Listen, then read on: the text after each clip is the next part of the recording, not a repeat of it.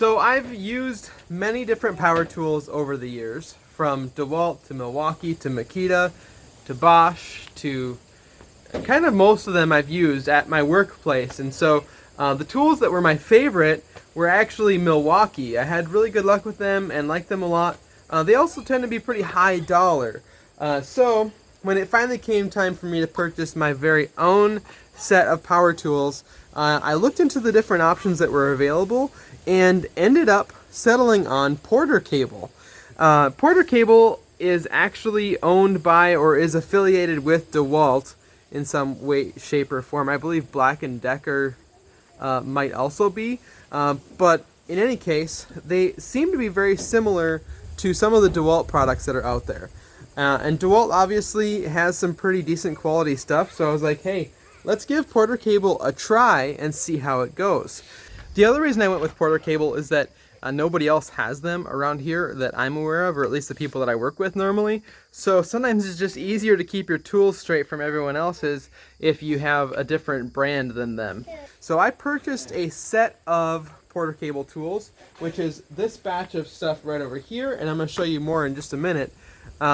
Initially, that's what I started out with, and I've had really good luck with it overall. And for my usage case, even if this was going to be drug around on job sites all the time, I don't think I'd be too concerned about it. So I want to take you through and show you the different tools that I have. So like I just said, this area over here, this was all one kit. I believe it's 8 tools. 1, 2, 3, 4, 5, 6, 7, 8 different tools that came in this kit. So I will link in the description to this kit right at the top. And then I'll also link to each individual tool by itself in case you're interested in any of them. So we'll go through each item that was included in this here kit to start off with, and then I'll show you some of the extra stuff that I've purchased towards the end. They do include a couple of just basic tool bags to be able to kind of pile all your tools into. They're not super fantastic, but they are there. And it seems like anytime you buy a kit of tools, one of the weakest factors is the fact that they only include 2 batteries in a kit of 8 tools. And so we have a smaller capacity battery. I believe this is like a 1.3 amp hour, and then a 4 amp hour battery. So that one's the substantial one that you're actually going to get some work done with. The other thing that's not super great is this. This is the battery charger that's included. It works fine. I've used it lots. But it's not exactly very robust or fast. So that's probably one of the weaker aspects, so you'll probably have to invest in some more batteries as well as a faster charger. And I've done both of those, and I'll show you those a little bit later. Here we have our skill saw, and this thing is actually surprisingly good. Overall, it works really well. The one thing I wish that they had included with this would be a rip fence. I don't know if you guys have used them before, but it's just a little piece of metal with a guide on this edge right here that helps you be able to rip a consistent width down the length of a piece of plywood or something. And you can see they actually have the slots cut out for it, but they did not include the rip fence itself. So I kind of want to look into maybe purchasing a rip fence to go with this, because sometimes you just want to rip a piece of 1.5 inches off of a piece of plywood or something, and it's a lot easier to use the rip fence than it is to snap a line and do all that drama. For changing the blades, let me pop the battery off here. It does have the locking button right here on top, so you can rotate the blade until that snaps in, and then you can change the blade out easily. Obviously you can adjust your angle, adjust the depth of the blade, so all pretty standard stuff. Up next is the Sawzall, or the Tiger Saw, or Reciprocating Saw. You know, one time I tried to get warranty from DeWalt, and I called and talked to the lady, and she was like, I said, we sent in a Sawzall, we want to check on the status of the warranty. And she's like, we don't have Sawzalls. Do you mean a reciprocating saw? Because I guess Milwaukee is the one that came out with the term Sawzall originally, so whatever. It has a locking lever here on the top edge, so depending on the position, it will either be locked like it is right now, or unlocked. And the thing I like about it is that it will stay in the unlocked position, because sometimes it's a little bit annoying to have to always be pressing that button. And the speed is variable, so I can start out slow and go faster, as I squeeze the trigger further down. So just a good basic sawzall. Okay, now they include a jigsaw. Now I don't know how often you guys use jigsaws. They're not super frequently used for me, but it is handy to have for very specific applications. This thing has a couple things that are kind of neat about it. It has the ability to adjust how aggressive the cut is. So depending on what setting you have it on, you can see this like little lever, this little roller here in front, which goes up against the blade.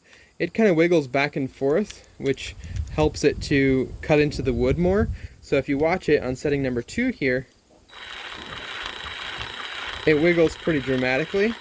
Now if we go to setting number 1, it wiggles less, and 0, it hardly moves at all. Still moves a little bit. So you can see how much difference there is there. So, and then obviously it's variable speed with the trigger. Nice and smooth all the way up. This also can be locked and unlocked with that button there on the handle. And it has this Allen wrench right here, which you use to loosen this set screw right there, and then you can actually tip this deck from left to right to set your angle the way you want to cut. Now to install and uninstall blades, you just lift this little lever right here. So it's super quick and easy to change out the blades. So good little jigsaw. Up next we have this oscillating tool. It is called an oscillating tool right there. This thing is nice for getting into crevices and stuff. I don't know if you guys have used these before, but if you want to like cut straight forward, it's way better to use something like this rather than try to use a sawzall and the sawzall's kicking around and you can't get a clean cut. This you can make a really precise cut with. It's also variable speed, which is nice. So you can do some really fine precision work and slowly go at it. Well, it's really funny. The frame rate of the camera makes it look really weird the way the blade is. Let's go up a little bit faster.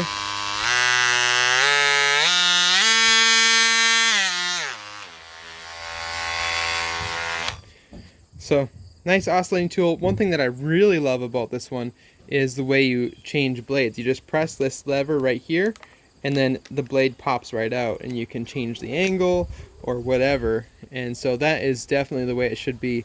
A lot of the other ones that I've used, you have to actually take an Allen wrench and like crank or loosen the bolt and do the whole process in that way. So this is very convenient. They include a couple accessories with it, including a sanding kit, so you can use it to get into tight corners for doing some fine detail sanding. Now this is a tool that kind of surprised me. This is an angle grinder, a 4-inch angle grinder. Is a 4.5 inch angle grinder, and I kind of thought this would be sort of weak, but it is not weak at all. So we're using our 20-volt battery, and you can get after some stuff and really get some serious work done with this thing.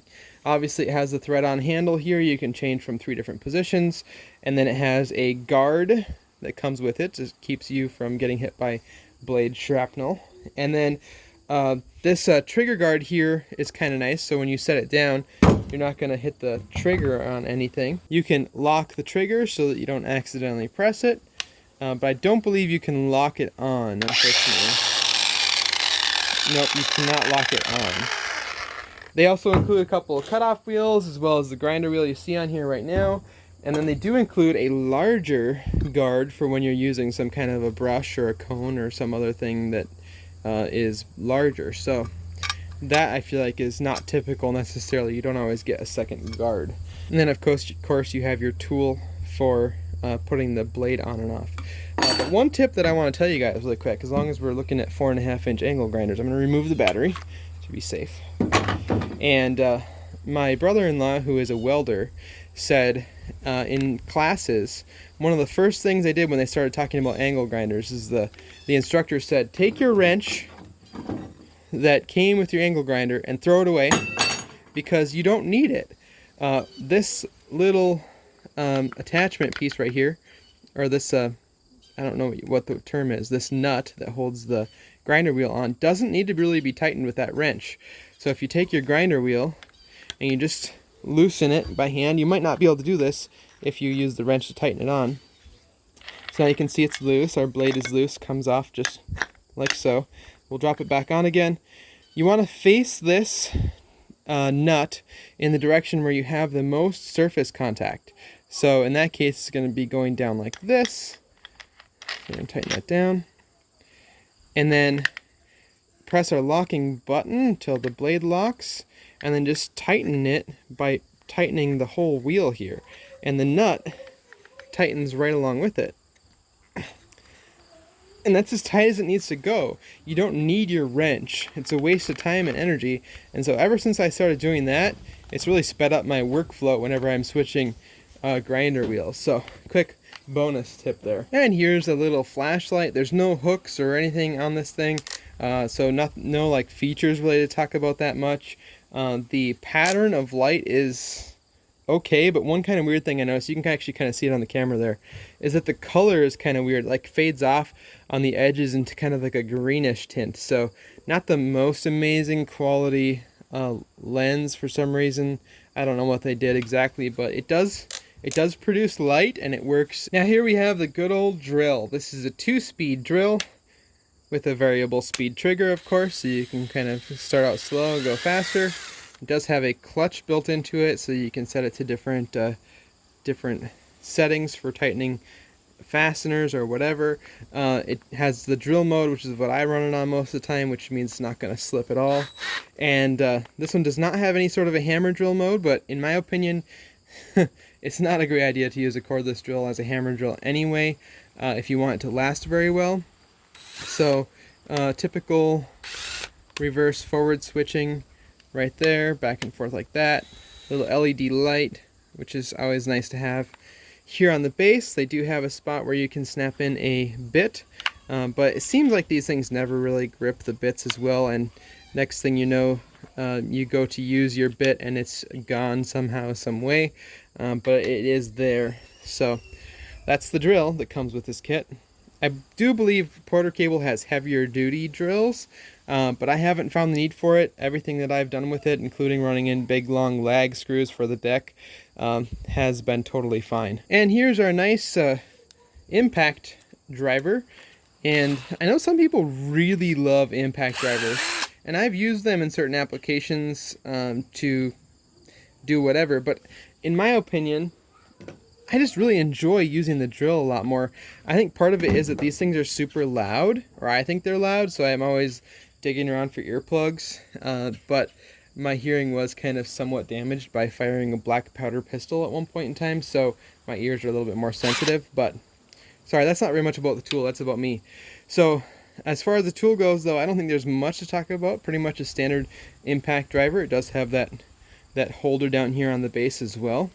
With the quick release here, you just pull that and it pops out. This is a nice metal heavy duty assembly there.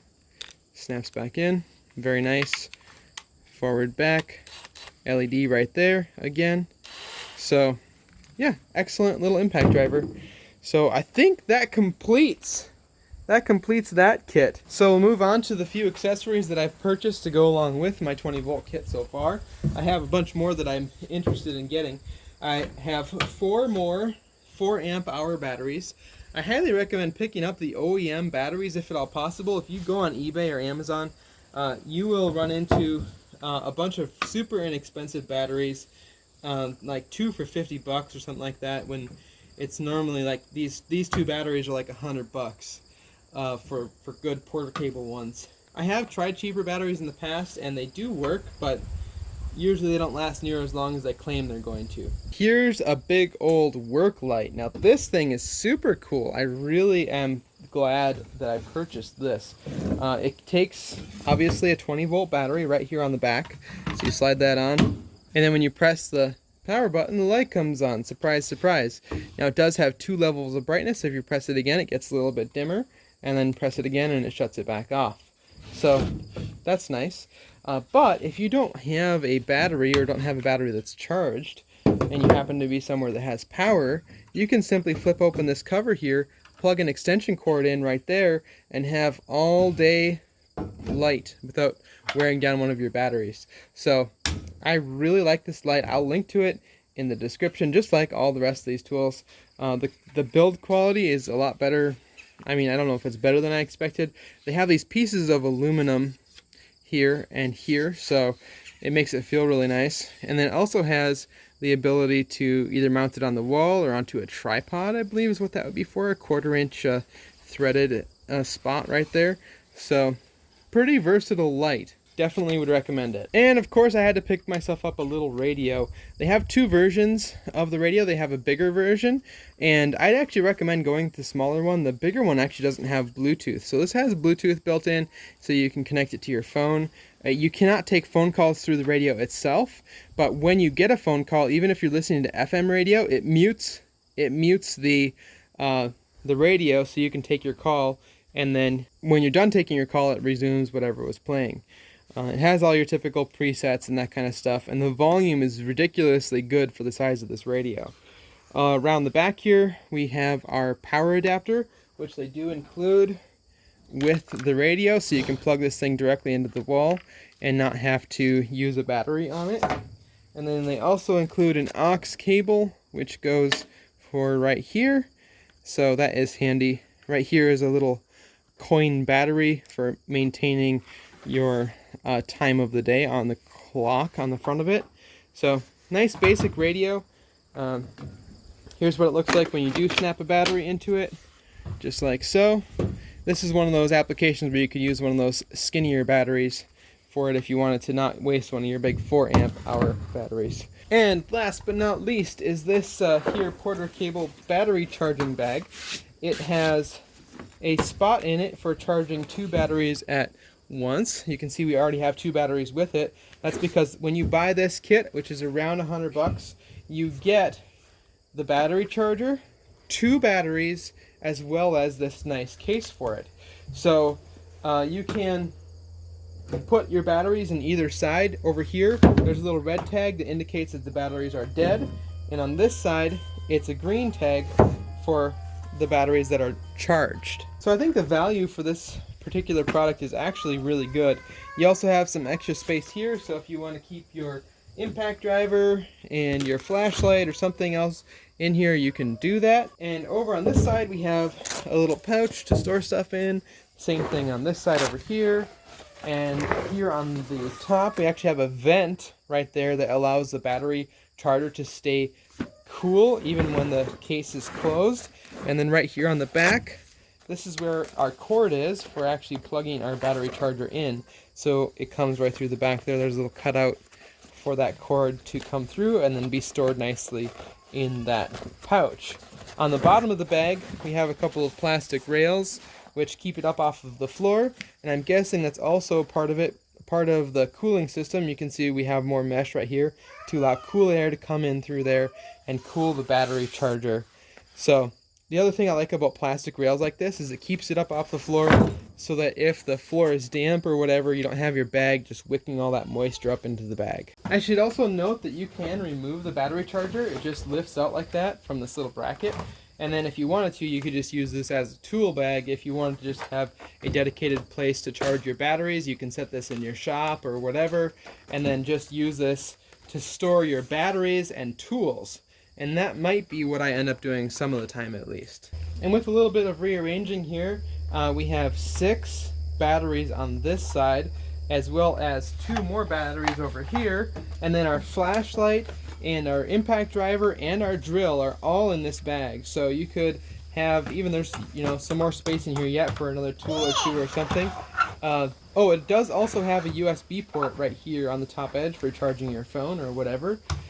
So you can see how this would be pretty useful if you just want your few basic tools and some batteries.